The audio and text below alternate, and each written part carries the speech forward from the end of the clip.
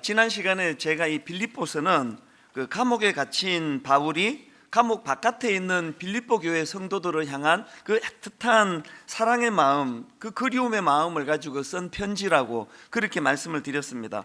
그러다 보니까 이 빌립보서에 보면은 그 성도들을 향한 바울의 애틋한 마음이 그렇게 녹아있는 그런 구절들이 참 많습니다. 그 대표적인 구절이 빌립보서 1장 8절이라고 말씀을 드렸는데요, 한번 내용을 보십시오. 내가 예수 그리스도의 심장으로 너희 무리를 얼마나 사모하는지 하나님이 내 증인이시니라. 이 구절이 너무 주옥 같지 않습니까? 저는 옛날 대학 다닐 때, 그때는 뭐 인터넷이 없을 때니까 다 편지는 다 손편지니까요, 제가 이제 믿음의 식구들한테 편지 쓸 때면은 늘 이제 빌립보서 1장 8절 이걸 이제 맨 앞에다 쓰고 또 이제 몇 구절이 있는데 그 중에 한 구절이 바로 이 1장 8절입니다. 저에게는 참 친숙하고 익숙한 말씀인데, 제가 이번에 새로 이 빌립보서를 쭉 이제 정독을 하면서 발견한 게 하나 있는데요, 이 빌립보서는 1장 8절만 떼서 읽기보다는 8절 9절을 연결해서 읽는 게 좋은 거구나, 제가 이번에 새삼 그거를 깨닫게 됐습니다. 자, 연결해서 한번 읽어드리겠습니다. 8절 9절입니다. 내가 예수 그리스도의 심장으로 너희 무리를 얼마나 사모하는지 하나님이 내 증인이시니라. 내가 기도하노라. 너희 사랑을 지식과 모든 총명으로 점점 더 풍성하게 하사. 이 두 구절을 연결해서 읽고서 제가 깨달은 게 뭐냐 하니까, 여러분, 사랑하면 기도하게 된다는 거예요. 사랑하면 기도하게 되는 이유가 뭐냐? 아까도 여러분들이 이제 새해 복 많이 받으시라고 그렇게 복을 진심으로 빌어드렸지만 그거 다 소용없는 인사말에 불과합니다. 내가 복 받으라 그런다고 받을 것 같으면 뭔들 못하겠습니까? 인간에겐 그런 능력이 없습니다. 너무 귀한 손님이 우리 집에 초대돼가지고 정성껏 저녁을 준비해서 식사를 대접하고 그렇게 하고 이제 나가실 때 배웅하면서 건강하게 조심히 무사하게 가시기 바랍니다 그랬는데 2시간 뒤에 연락이 와가지고 접촉사고가 나가지고 지금 병원에 가 있다고. 그게 인간이에요. 근데 분명히 그냥 그 무사하게 가라고 그랬는데 그 왜 사고가 나느냐? 제 말에는 힘이 없기 때문이에요. 그래서 왜 사랑하면 기도할까요? 그 영혼이 너무 잘 되기를 바라는데 나는 그 마음뿐이고 그렇게 해줄 능력이 없다 보니까 능력 많으신 하나님께 당연히 의뢰할 수밖에 없는 거 아닙니까? 그게 기도예요. 새해 바울이 가졌던 빌립보 교회 성도들을 향한 그 사랑, 그 사랑이 회복되기를 바라고요. 또 사랑하면 기도한다는 이 공식이 우리 성도님들 삶 속에서 구현되게 되기를 바랍니다. 그래서 지금 바울이 그 애틋한 사랑을 가지고 있는 빌립보 교회 성도들을 위해서 기도하는데요, 근데 여기서 제가 발견하는 게 뭐냐? 9절을 한 번 더 보십시오. 내가 기도하노라. 너희 사랑을 지식과 모든 총명으로 점점 더 풍성하게 하사. 저는 이 표현이 참 좋습니다. 점점 더 풍성하게 하사. 인간이 젊을 때는 좀 고생도 하고 실패도 하고 쓰라린 눈물도 흘리고 그러더라도 세월이 흘러가면 갈수록 그 형통하게 잘 되는, 그게 좋은 인생 아닙니까? 그냥 부자 아버지 만나가지고 젊을 때는 넘치게 살다가 갈수록 어려워지는 것은 그 바람직하지 않습니다. 그 신앙생활하는 여러분들에게 제가 빌어드릴 수 있는 큰 복 중에 하나가 뭐냐? 저는 여러분의 인생이 점점 더 풍성하게 하사 이 복을 받아 누리게 되시기를 바랍니다. 사실은 제가 안 빌어드려도요, 하나님을 제대로 아는 사람, 예수 그리스도와 동행하는 사람에게는 이게 참 바람직한 모습으로 나타나게 돼 있습니다.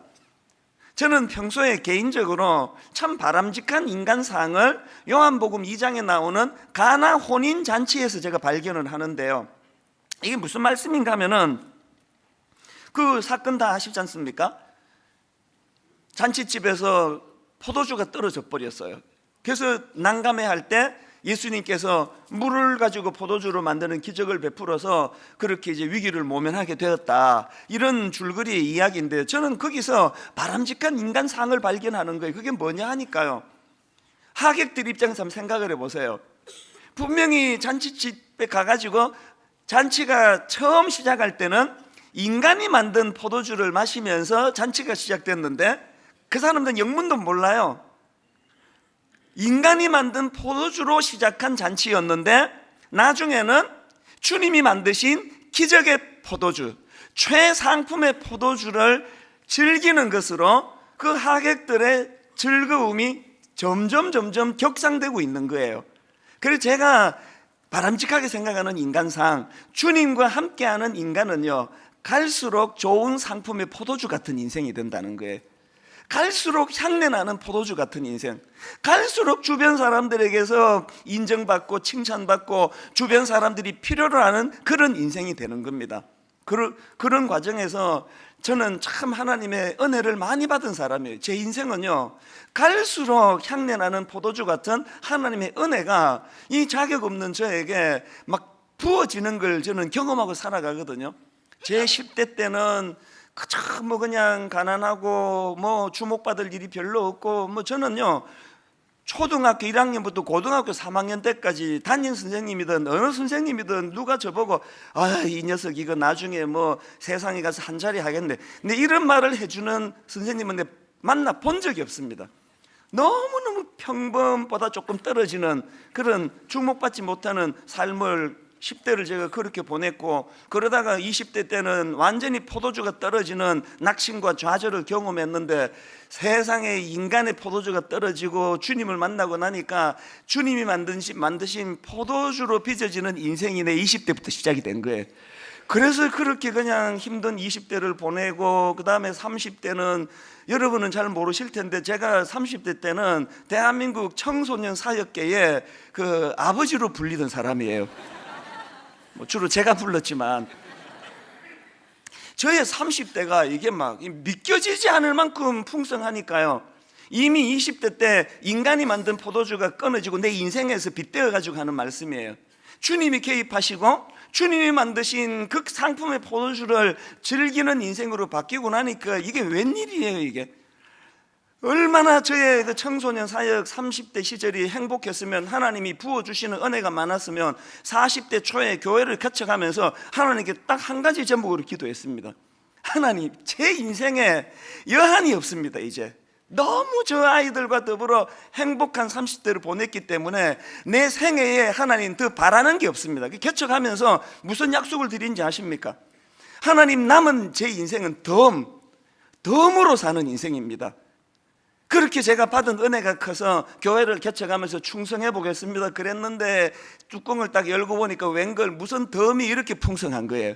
내 20대는 이 30대 때는 또 상상할 수 없는, 말로 다 할 수 없는 기쁨과 행복이 넘쳐가지고요, 이 40살 때 저를 생각해 보면은 들어가도 행복하고 나가도 행복하고 잠자리에 누워도 행복하고 아침에 일어나도 행복하고 피곤하면 피곤해서 행복하고 너무너무 기쁜 40대를 제가 보내고, 이제 드디어 제가 50대가 되고 보니까 40대 때 맛보지 못한 그 풍요를 지금 또 누리고 있습니다. 그래서 저는 지금 내 60대가 너무 궁금해요.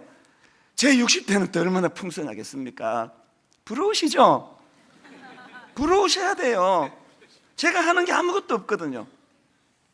단지 20대 때 내가 빚어가던 내 인생, 내가 만든 포도주가 떨어지는 아픔을 경험하면서 주님을 만났더니 주님이 빚어가는 포도주가 내 인생을 이렇게 바뀐 거예요. 바꾸게 한 거예요. 그래서 제 인생의 구호 중에 하나가 이거라는 거 여러분 다 아실 거예요. 제가 항상 고백하는 거, 내 생애에 가장 좋은 것은 아직 오지 않았다.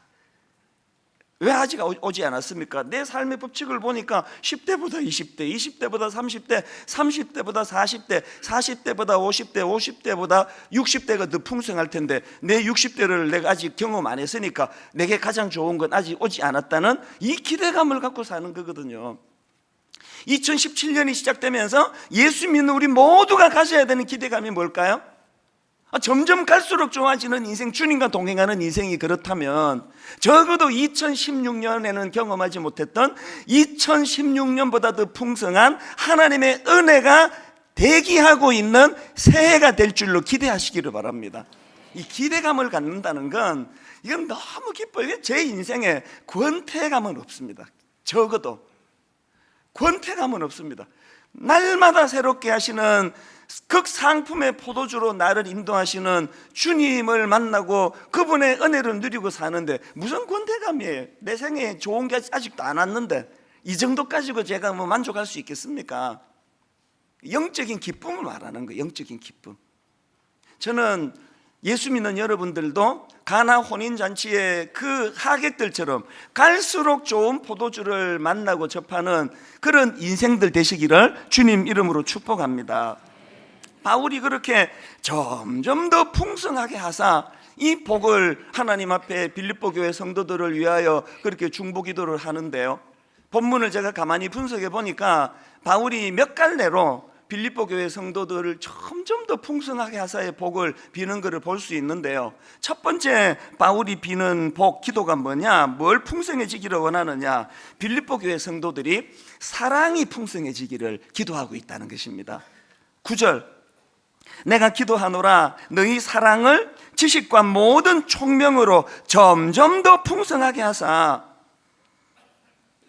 이런 질문이 가능하지 않습니까? 지금 빌립보 교회 성도들이 누려야 될 풍성함이 얼마나 많습니까? 물질적으로도 더 풍성해야 되겠고, 건강적으로도 더 풍성해야 되겠고, 가정적으로, 자녀적으로 풍성해야 될 게 많은데 왜 바울은 가장 먼저 사랑이 풍성하기를 구했을까? 왜 그렇게 기도했을까요? 간단하게 말씀드리면요, 신앙생활하는 우리에게 있어서 사랑이 전부이기 때문이에요. 하나님은 그렇게 말씀하세요. 사랑이 전부래요. 그 사랑이 전부다. 요한일서 4장 7절 8절입니다. 사랑하는 자들아 우리가 서로 사랑하자. 사랑은 하나님께 속한 것이니 사랑하는 자마다 하나님으로부터 나서 하나님을 알고 사랑하지 아니하는 자는 하나님을 알지 못하나니 이는 하나님은 사랑이심이라. 하나님의 존재 자체가 사랑 그 자체 되는 거예요. 그러면서 12절을 한번 보시겠습니까? 12절, 어느 때나 하나님을 본 사람이 없으되 만일 우리가 서로 사랑하면 하나님이 우리 안에 거하시고 그의 사랑이 우리 안에 온전히 이루어지느니라. 바울이 왜 사랑을 우선적으로 구하는지 아시겠습니까? 예수님도 비슷한 말씀을 하시지 않습니까? 마가복음 12장 30절 31절입니다. 내 마음을 다하고 목숨을 다하고 뜻을 다하고 힘을 다하여 주 너의 하나님을 사랑하라 하신 것이요 둘째는 이것이니 내 이웃을 내 자신과 같이 사랑하라 하신 것이라. 이보다 더 큰 계명이 없느니라. 놀랍게도 예수님은 구약의 율법 613개 계명을 딱 두 개로 이렇게 압축하고 있는데, 구약의 그 모든 어마어마한 율법과 계명이 하나님 사랑, 이웃 사랑, 이 둘로 압축이 된다는 거예요. 공통점이 뭐예요? 사랑, 사랑. 여러분 가정이 점점 더 풍성하게 하사의 은혜를 받아가지고 경제적으로도 점점 풍성하고 막 건강은 막 갈수록 건강해지고 애들도 명문대 가고 막 점점 풍성한데 딱 하나가 빠졌어요. 사랑의 결핍이 있습니다. 그러면 그 가정은 건강한 가정이 아니에요. 우리가 새해를 맞이해가지고 뭐 이것저것 구할 거 많지만 사랑을 구해야 돼. 하나님, 저에게 사랑이 점점 더 풍성해지기를 원합니다.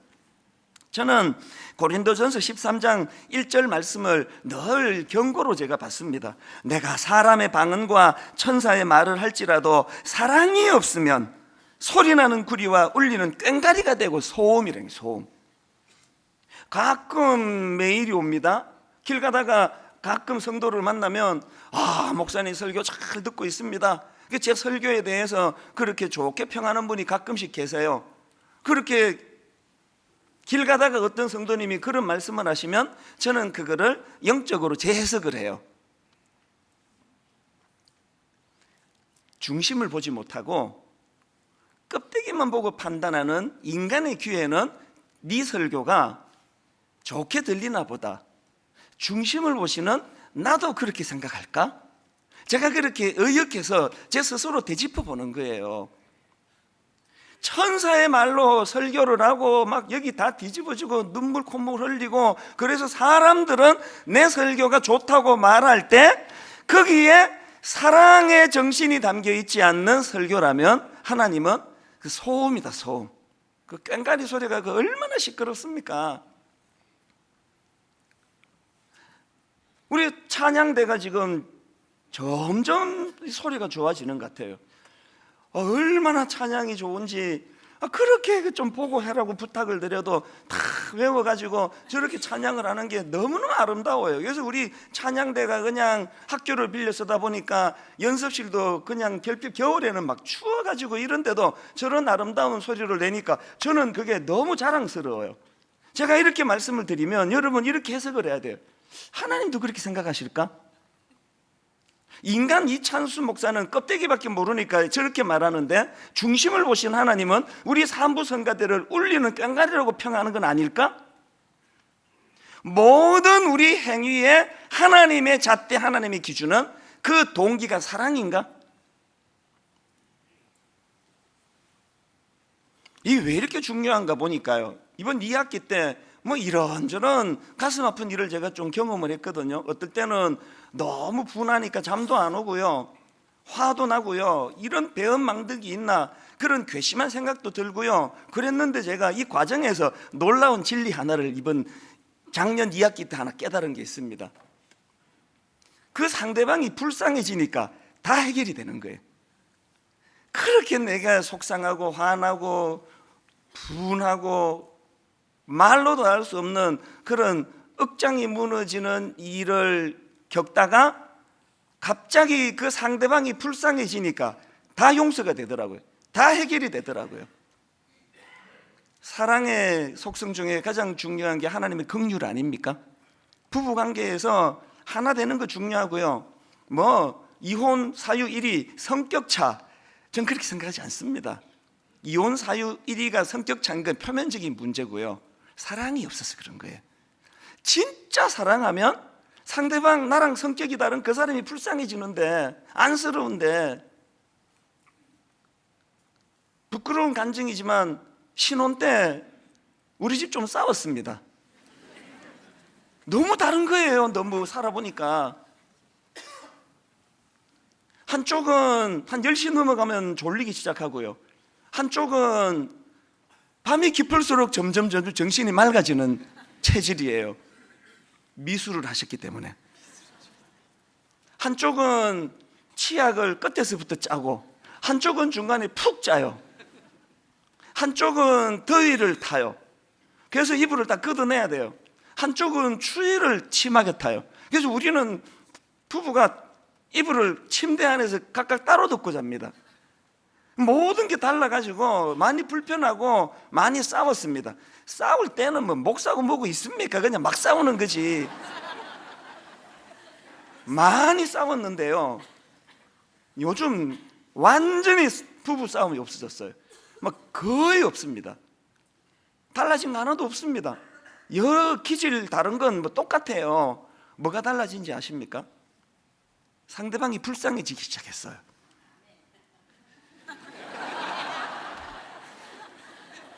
우리 권사님처럼 보이는 우리 성도님이 엄청 은혜를 받으시는 걸로 봐서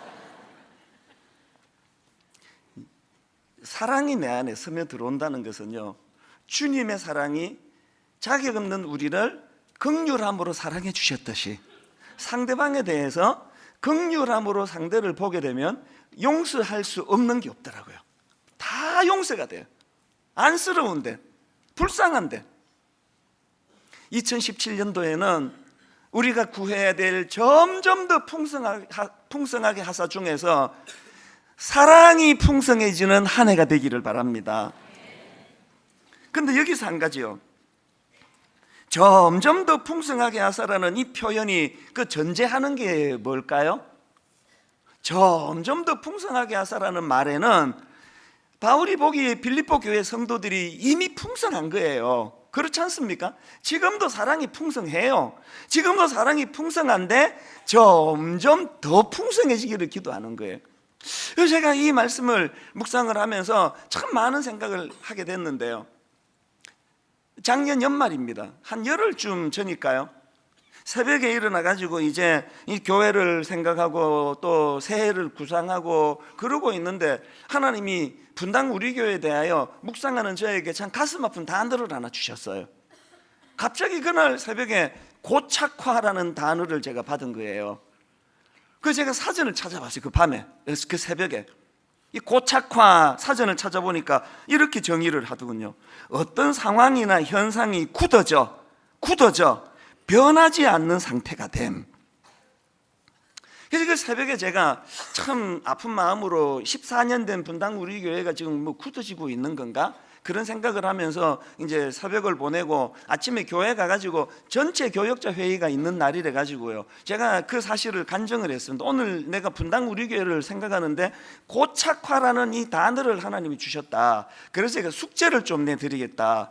그래서 두 가지로 리포트를 써내라 그랬습니다. 하나는 교역자들인 우리, 또 여러분이 보기에 서로 여러분이 보기에 담임 목사인 제가 고착화되어가는 부분이 있으면 가감없이 그렇게 써서 나한테 제출해 주기를 바란다. 두 번째로, 여러분들이 소속되어 있는 부서나 또 여러분이 관여하고 있는 모든 부분 혹은 들었던 이야기를 포함해서 지금 교회적으로 부서적으로 고착화가 되어가고 있는 부분이 있으면 적어내라.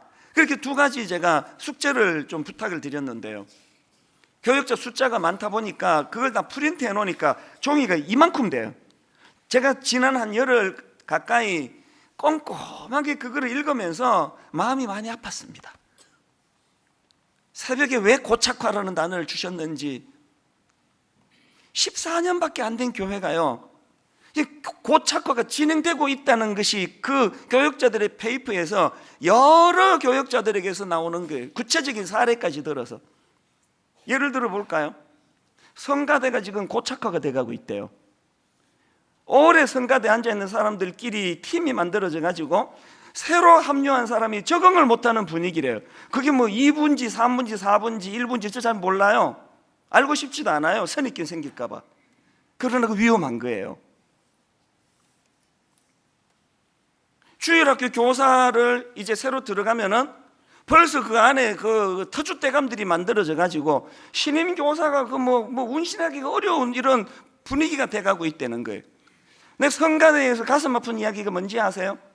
젊은 청년들이 성가대 들어갔다가 이 고착화된 분위기가 어려워가지고 못 버티고 나오는 일이 있다는 거예요. 그러고서 보니까 성가대가 젊은 애들이 별로 보이질 않잖아요. 이 심각한 얘기를 이렇게 웃으면서 받으니까 주님 사랑합니다, 여러분.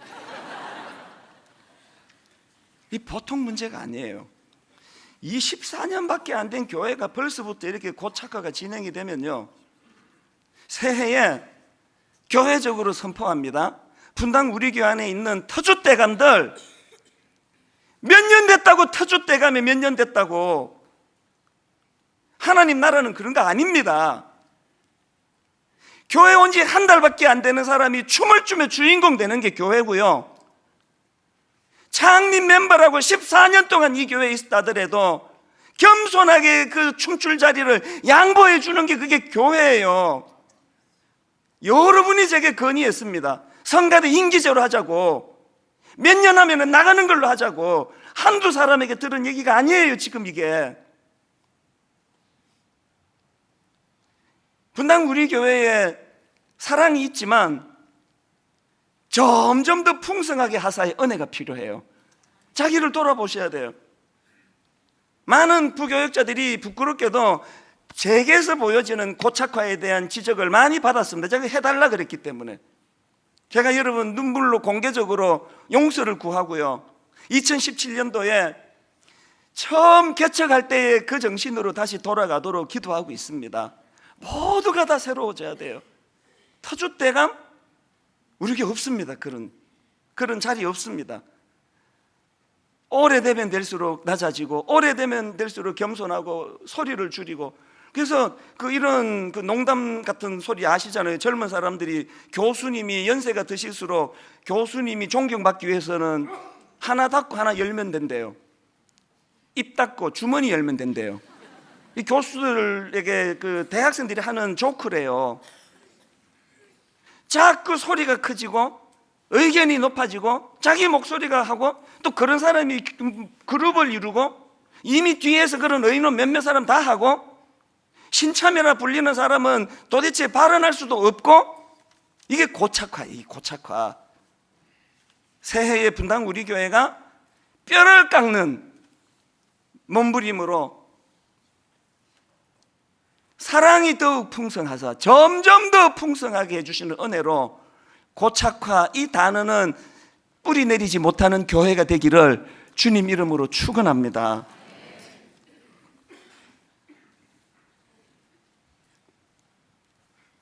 왜 이렇게 고착화가 생기는가? 제가 그 문제를 아픈 마음으로 묵상을 하다가 보니까요, 요한계시록에서 예수님이 답을 주셨더만요. 요한계시록 2장에서 그 초심을 잃어버린 에베소 교회 성도들을 나무라면서 왜 이렇게 됐는지 진단하시는 게 계시록 2장 4절 아닙니까? 그러나 너를 책망할 것이 있나니 너의 처음 사랑을 버렸느니라. 예수님의 시각으로는 그 초심을 잃고 고착화가 되는 근본적인 원인은 사랑이 식었기 때문이라는 거예요. 고착화를 막기 위해서는 사랑을 회복해야 돼요. 사랑이 점점 더 풍성해져. 가정도 마찬가지입니다. 그래서 제가 단임 목사로서 짐이 점점 무거워지고, 결국은 우리도 잘못된 의미에서의, 잘못된 차원에서의 전통적인 교회가 되어가는 건가. 너무 빨리 왔다. 14년 만에 이런 아픈 마음을 가지고 있을 때 하나님이 저를 위로해 주시는, 지난주에요, 참 마음의 위로를 받은 게 뭐냐, 이번에 우리가 크리스마스 리본이라고 드림, 섬김, 누림, 그래서 도와야 될 기관을 리스트를 정하고 이번에 우리가 특별히 헌금을 드리지 않았습니까? 그랬는데 그 헌금 함 안에요, 편지가 들어요. 편지가 여러 통의 편지가 있는데 그걸 저에게 전해주는데 제가 참 위로를 많이 받았습니다. 편지 중에 이런 내용이 있습니다. 안녕하세요. 저는 9살 이서연이라고 해요. 힘드신 일이 있나요? 물론 도와드리고 싶어요. 제 용돈으로 모은 것이라 모자른 것 같은데 이것 받으시고 기운 내세요. 다니고 싶은 교회도 다니시고요. 소망을 빌게요. 9살짜리가 자기 용돈을 드리면서 이런 편지를 쓴 거예요. 그리고 또 이런 편지가 있었습니다. 사실 저는 재정적으로 여유롭지 못한 형편에 어떻게 동참하면 좋을지 고민하던 중에 하나님께서 10년 만에 주신 아들과 2년 후에 덤으로 주신 딸을 위해 가족들이 선물해 준 돌반지들이 생각났습니다. 아이들을 위해 필요할 때 사용하고자 보관만 하고 있었는데 오병이어의 기적을 이룰 수 있도록 작은 도시락을 예수님께 드린 소년의 마음으로 저희 가족도 돌반지 하나씩을 드리기로 합의를 하였습니다. 주중에 반지들을 현금으로 바꾸어서 드릴까도 생각해 보았지만 눈앞에 돈이 있으면 마음이 흔들릴 수도 있을 것 같고 참 너무 마음이 아팠습니다. 지금 경제적으로 이번에 얼마나 어려운지요. 그 돌반지 현금으로 바꾸놓으면 돈이 지금 필요하니까 자기가 써버릴까 봐. 눈앞에 돈이 있으면 마음이 흔들릴 수도 있을 것 같고, 돼지 저금통을 그대로 드리고 싶다던 성도님의 마음처럼 저희도 처음 의도와 마음을 그대로 담아서 파우치에 반지들을 넣어드립니다. 이런 사연들이 모아져 가지고요 6억 800만 원의 헌금이 들어왔습니다. 금액은 많은데요, 이게 한 분 한 분의 사연을 담은 헌금이다 생각하니까 두려워지는 거예요. 지난주에 4억 6천만 원을 기관과 이웃들에게 우선 나누고 나서 얼마나 감사했는지 아십니까? 더 뭉클했던 것은요, 제가 지난주 설교 시간에 그 생리대를 지원받지 못하는 저소득층 가정의 여학생이 전국에 10만 명이나 된다고 그 설교를 했더니요, 지난주에 우리 사무실로 생리대가 막 전국에서 지금 답지를 합니다. 이제 그만 보내주세요. 그거 사랑 아닙니까? 그 내 딸도 아닌데, 내 자식도 아닌데. 분당 우리 교회가 아직 희망이 있는 것은요, 고착화와 한번 싸워볼 수 있겠다 의지가 생기는 것은요, 이미 여러분에게 사랑이 있습니다. 이런 물질적인 것 말고도 얼마나 아름다운 섬김이 많습니까? 사랑은 굳어진 마음, 고착과를 뽑아내는 능력이 되는 줄로 믿습니다. 사랑이 풍성한 2017년 되시기를 바랍니다. 그런가 하면 두 번째로요, 풍성한 삶과 관련한 두 번째 기도 제목이 분별력이 풍성해지기를 기도하는 겁니다. 10절, 너희로 지극히 선한 것을 분별하며, 여기도 나오죠. 그리고 9절에 사랑을 풍성하게 구하는 9절에도 보니까요, 내가 기도하노라 너희 사랑을 지식과 모든 총명으로 점점 더 풍성하게 하사. 여기 보니까 사랑이 더 풍성해지도록 바울이 구하는 게, 그 사랑이 뭘로 구성이 됐나? 지식과 총명으로 구성된 사랑이라는 거예요. 내가 영어 성경을 뒤져보니까 여기 보니까 지식은 그냥 난리지 그대로 돼 있고요, 총명이 영어로 인사이트로 돼 있어요. 인사이트. 우리 사랑이 풍성해지려면 정확한 지식과 그 정확한 지식을 바탕으로 한 인사이트, 통찰력이 있는 사랑이어야 된다는 거예요. 부모님들 지금 자녀 교육에 왜 이렇게 어려우세요? 자식 사랑하지 않아서 생긴 문제 없습니다. 사랑하는데 거기에 정확한 지식과 통찰력이 없는 사랑. 그래서 잘해준다고 한 게 그 아이로 덧나게 만드는 거예요. 목회도 마찬가지예요. 요즘 제가 뼈저리게 느끼고 또 느끼는 게, 목회는 통찰력이더라고요. 하나님, 제가 우리 성도님을 사랑하되 정확한 지식과 그 지식을 바탕으로 한 인사이트, 통찰력을 갖춘 사랑이기를 원합니다. 그런 담임 목사가 되도록 기도해 주시기를 바랍니다. 갈라디아 3장 1절에 보니까, 어리석은 갈라디아 사람들아, 예수 그리스도께서 십자가에 못 박히신 것이 너희 눈앞에 밝히 보이거늘 누가 너희를 꾀드냐. 여러분, 대한민국 교회에 이단이 이렇게 성행하는 거는 그럼 뭘 뜻하는 거예요? 그만큼 미혹돼서 넘어지는 사람이 많다는 거 아닙니까? 보이스피싱이 끊임없이 나온다는 말은 거기에 넘어가는 사람이 있기 때문이라는 것 같은 이야기예요. 정확한 영적인 지식과 그 지식을 바탕으로 한 통찰력이 없는 신앙생활을 하니까 감정적으로는 가슴이 뜨거워지는지는 몰라도 미혹에 약화되는 거예요. 툭 건들면 넘어지는 게, 툭 건들면. 새해에 저와 여러분 내면에 통찰력, 영적인 지식으로 무장된 분별력이 회복되는 풍성한 한 해가 되시기를 바랍니다. 로마서 12장 2절에 너희는 이 세대를 본받지 말고 오직 마음을 새롭게 함으로 변화를 받아 하나님의 선하시고 기뻐하시고 온전한 하신 뜻이 무엇인지 분별하도록 하라.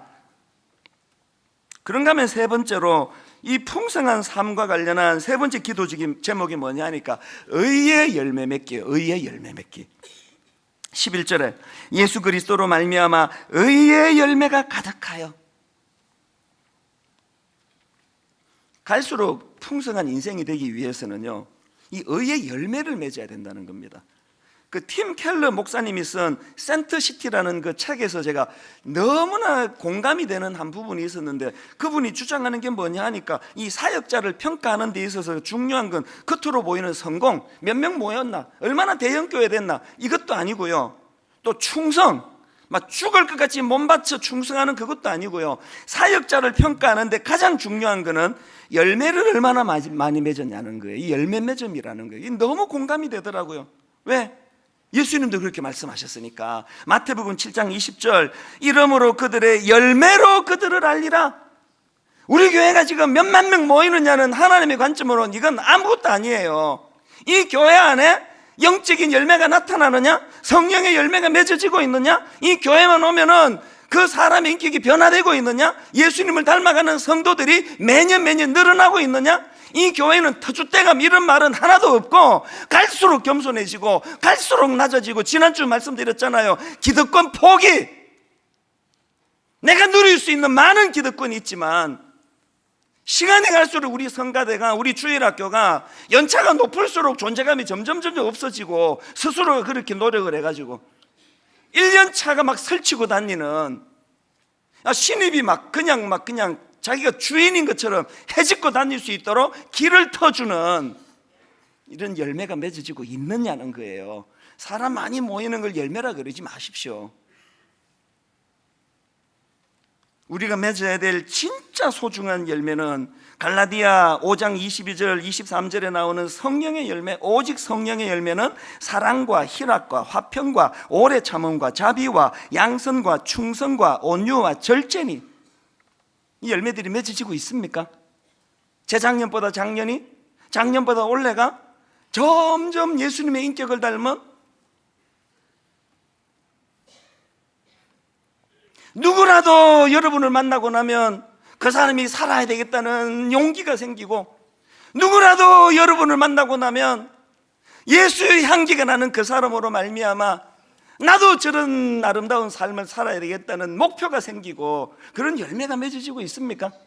터줏대감인데 그 사람을 만나고 나면 우울해지고, 그 사람 만나고 나면 용기가 꺾이고, 그 사람 만나고 나면 이 교회에서 적응하기 어렵겠다, 교회를 옮기든지 해야 되겠다.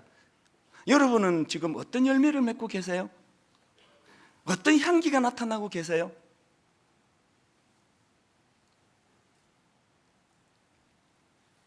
결론을 맺으면서 저는 하나님께서요, 새해를 이렇게 365일 단위로 잘라주시는 게 너무 감사해요.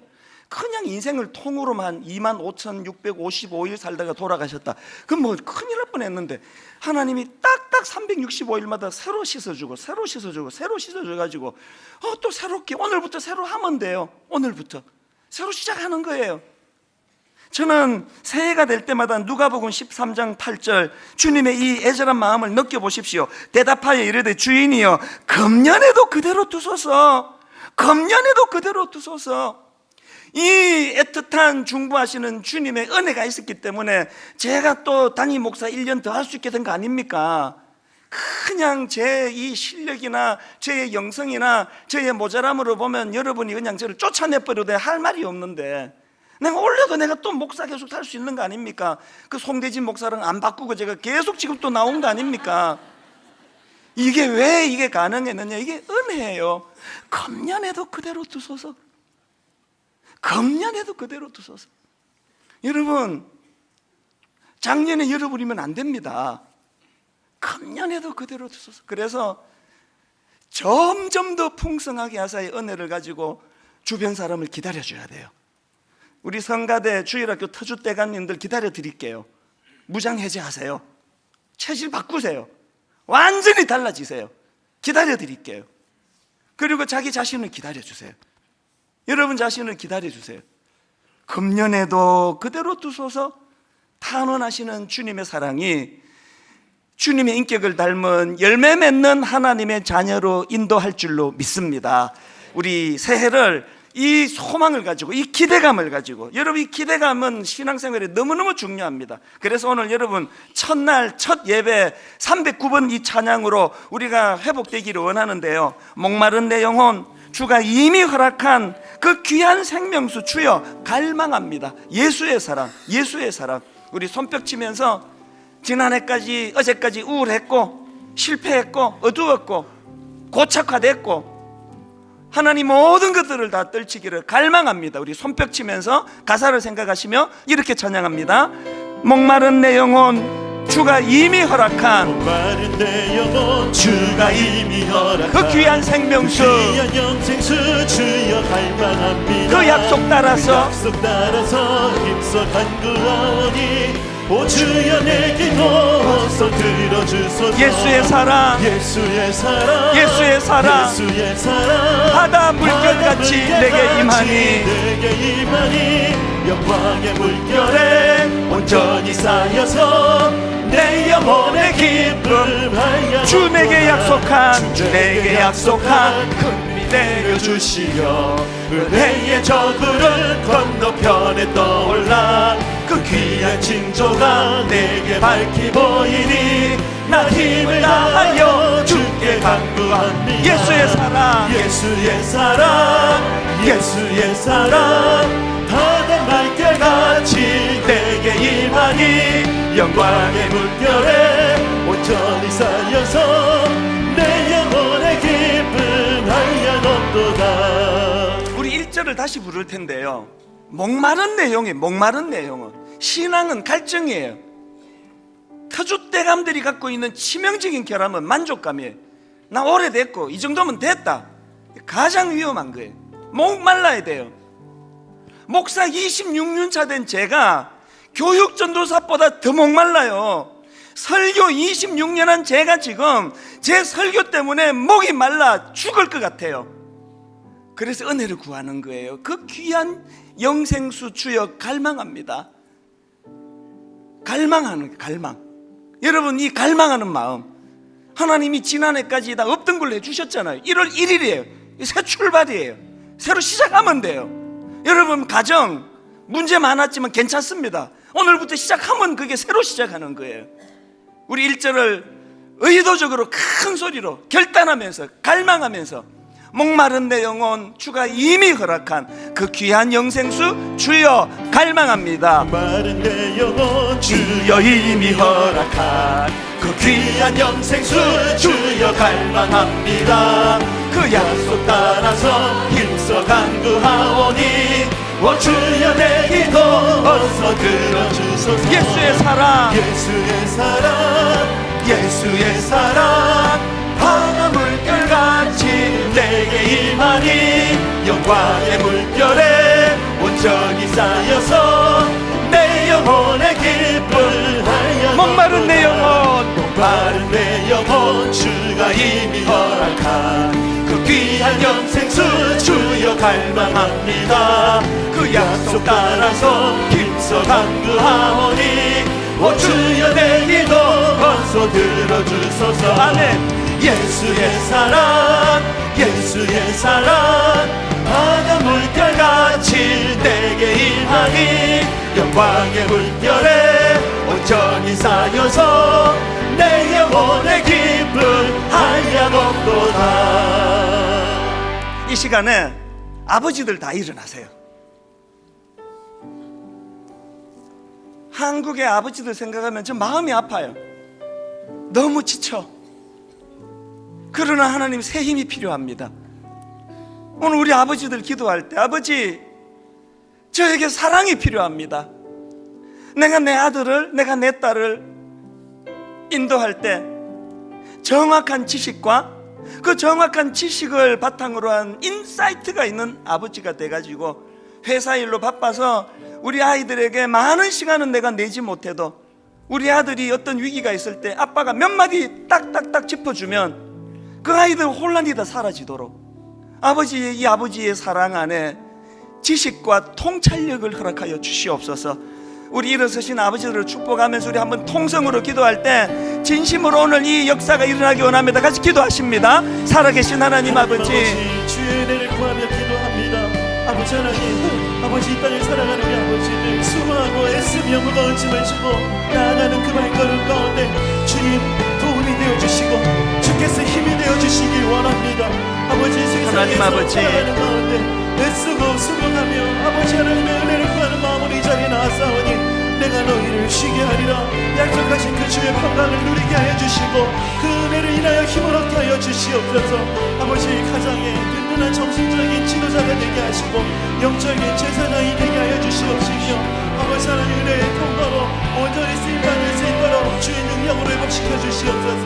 하나님께서 새 일행하여 주시고 아버지 은혜의 통로로 아버지 하나님 앞에 귀하게 쓰임받는 은혜가 될 수 있도록 인도하여 주시옵소서. 이번에는 어머니들 다 일어나십시오. 우리나라에서 이 어머니 노릇하는 거 이게 보통 힘든 게 아닙니다. 하나님 내가 내 아들을 사랑하는데요 내 딸을 사랑하는데요 통찰력이 없어가지고 그 잘 키우자고 했던 게 부작용이 생기고 너무너무 사랑하는데 거기에 지식과 통찰력이 없다 보니까 엄마가 뭐 말만 하면은 잔소리한다 그러잖아요. 뭔 잔소리가 그렇게 많으냐고. 하나님 오늘 은혜를 구합니다.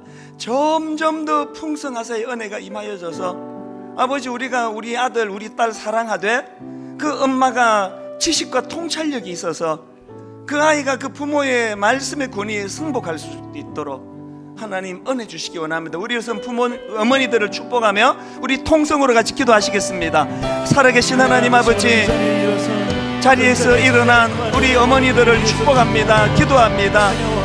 하나님 저들의 삶 속에서 가정을 이끌고 아들, 딸 지도할 때마다 넘치는 사랑으로 하되 그 사랑 안에 지식과 통찰력이 있는 사랑이 되게 하여 주시옵소서. 주시는 사랑으로 자녀들을 품어낼 수 있는 은혜의 통로가 되게 하여 주시옵소서. 그 마음에 아버지 하나님 지치고 있는 것들 상한 것들 하나님의 사랑으로 얻어만지고 아버지 하나님의 그 은혜를 인하여 힘을 얻게 하여 주시옵소서. 아버지 하나님 자녀들을 주님 앞에 맡겨드릴 수 있는 믿음을 허락하여 주시고 아버지 하나님 앞에 기도하며 나아갈 때 더욱 이르신 하나님의 은혜를 볼 수 있는 은혜 허락하여 주시옵소서. 역사하시고 인도하시고 붙잡아 주신 주의 은혜만을 구합니다. 하나님 아버지, 많이 지쳐 있습니다.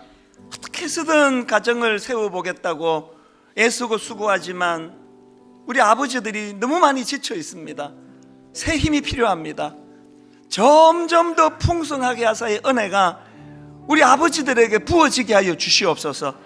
점점 더 풍성하게 하사의 은혜가 우리 어머니들에게 부어지게 하여 주시옵소서. 사랑이 풍성해지되 하나님 그 사랑의 지식과 통찰력이 자리 잡도록 은혜 베풀어 주시고 의의 열매가 많이 맺어져 만나는 사람, 대하고 있는 소속된 단체, 내가 거기 있음으로 해서 참 아름다운 열매가 많이 맺어지는 성령의 사람들이 되게 하시고 재작년보다는 작년이, 작년보다는 올해가 점점 더 성령의 열매가 많이 맺어 예수님의 인격을 닮은 그런 하나님의 아들, 딸로 점점 더 풍성하사의 은혜를 누리게 하여 주시옵소서. 오늘부터 이제 새로 시작합니다. 기대감을 가지고 시작하겠습니다. 금년 한 해도 참아달라고 탄원하시는 주님의 그 은혜를 생각하며 은혜에 감격하여 변화와 성장을 향하여 달려가는 저희들이 되게 하여 주시옵소서. 감사드리옵고 예수님 이름으로 기도드립니다. 아멘. 다 자리에서 일어나셔서 여러분 갈렙이 주님 앞에 소원했던 그 메시지예요. 우리들의 찬양 480번 주님이 주신 땅으로, 주님이 주신 땅으로 한 걸음씩 나아갈 때에 수많은 적들과 견고한 성이, 적들과 견고한 성이 나를 두렵게 하지만 주님을 신뢰함으로, 신뢰함으로, 주님을 의지함으로, 의지함으로, 주님이 주시는 담대함으로 여러분 2017년 선포하며 나갑니다. 큰 소리 외치며 나아가네. 이 산지를 내게 주소서, 내게 주소서. 그날에 주께서 말씀하신 이제 내가 주님의 이름으로 그 땅을 취하리니 이 산지를 내게 주소서.